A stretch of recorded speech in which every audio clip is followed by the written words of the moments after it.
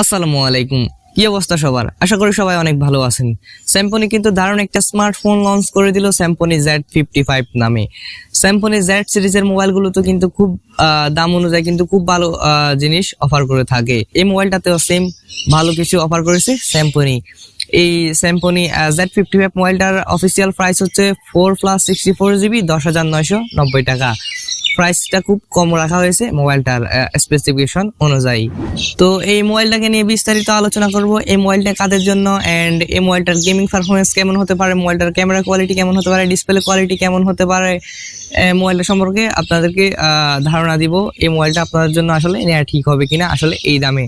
তো আমি আপনাদের সাথে আছি সঞ্জিত সামির ইউটিউব চ্যানেল হলে এখনই কষ্ট করে চ্যানেলটিকে সাবস্ক্রাইব করে দিন এবং পাশে থাকা বেল আইকনটি বাজিয়ে চ্যানেলটির সাথে থাকুন এবং ফেসবুক পেজে হলে পেজটিকে ফলো করতে বলবেন না। তো চলুন এখনই ভিডিওর মূল পর্বে। প্রথমে আমরা কথা বলবো স্যামসং Z55 এর ডিজাইন এবং বিল্ড কোয়ালিটি নিয়ে। মোবাইলটার ব্যাক এবং ফ্রেম কিন্তু পলিকার্বনেট বা প্লাস্টিকের তৈরি, আর মোবাইলটার থিকনেস হচ্ছে 8.9 মিলিমিটার। মোবাইলটা টোটাল 3টা কালার ভেরিয়েন্টে পাওয়া যায়, গ্রে, গ্রিন এবং গোল্ড। আর মোবাইলটার ওয়েট হচ্ছে 202 গ্রাম। মোবাইলটার ওয়েট আর একটু ওজন আর একটু কম হলে বেশি ভালো হতো, একটু বেশি ভারী মোবাইলটা। মোবাইলটার ডিজাইন আমার কাছে মোটামুটি ভালো লেগেছে। তো আপনাদের কাছে মোবাইলটার ডিজাইন কেমন লেগেছে সেটা কমেন্ট বক্সে জানাতে ভুলবেন না।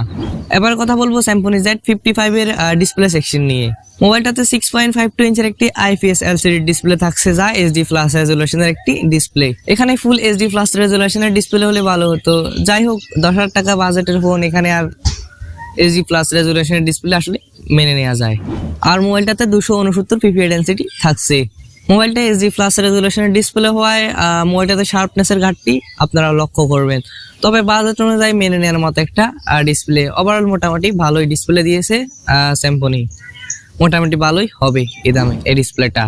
এবার এই মোবাইলটার হার্ডওয়্যার সেকশন নিয়ে কথা বলতে গেলে, মোবাইলটাতে চিপসেট হিসেবে ব্যবহার করা হয়েছে MediaTek Helio G25, যেটি 12 ন্যানোমিটার আর্কিটেকচার বিল্ড করে একটা অক্টাকোর প্রসেসর।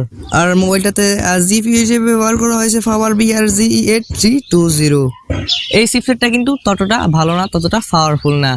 মোটামুটি এই মোবাইলটাতে টুকটাক কাজবাজগুলো মোটামুটি ভালোভাবে করতে পারবেন, বাট মোবাইলটাতে গেমিং করতে পারবেন না ভালোভাবে। আর মোবাইলটাতে অতিরিক্ত যখন কাজ করবেন তখন কিছুটা হিটিং ইস্যু আপনারা লক্ষ্য করবেন। এখানে আসলে এর থেকে আরেকটু বেটার চিপসেট প্রয়োজন ছিল এই মোবাইলটাতে।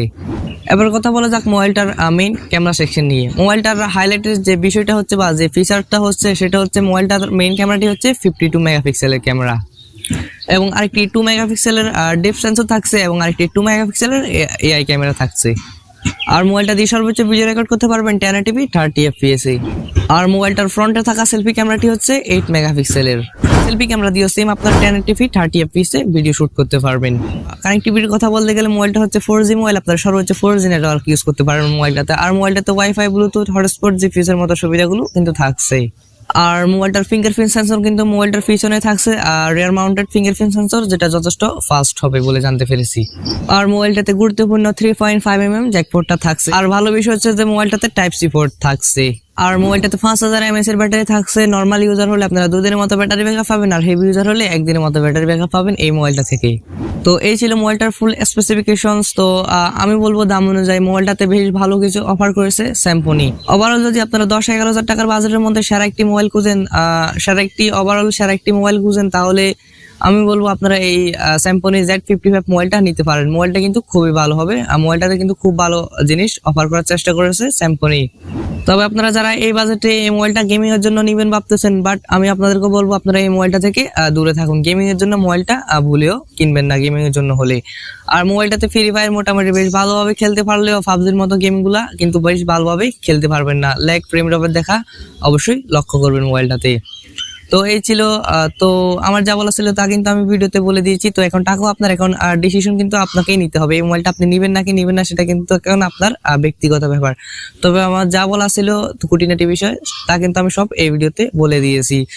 তো ভিডিওটা কেমন লেগেছে সেটা কমেন্ট বক্সে জানাতে ভুলবেন না। আর আপনারা যদি কোনো রকমের সমস্যা পড়েন, আমাদের সকল সোশ্যাল মিডিয়াগুলোর লিঙ্ক এই ভিডিওর ডেসক্রিপশন বক্সে দেওয়া আছে, চাইলে যুক্ত নিতে পারেন। আমাদের গ্রুপের লিঙ্ক দেওয়া আছে, অবশ্যই সেখানে জয়েন করে নেবেন। তো আমাদের ইউটিউব চ্যানেলটা সাবস্ক্রাইব করতে ভুলবেন না এবং পাশে থাকা বেল আইকনটি বাজিয়ে চ্যানেলের সাথে থাকুন এবং ফেসবুক পেজে হলে পেজটিকে ফলো করতে ভুলবেন না। তো দেখা হচ্ছে আগামী পর্বে নতুন কিছু নিয়ে। ততক্ষণ সবাই সুস্থ থাকবেন। খোদা হাফেজ।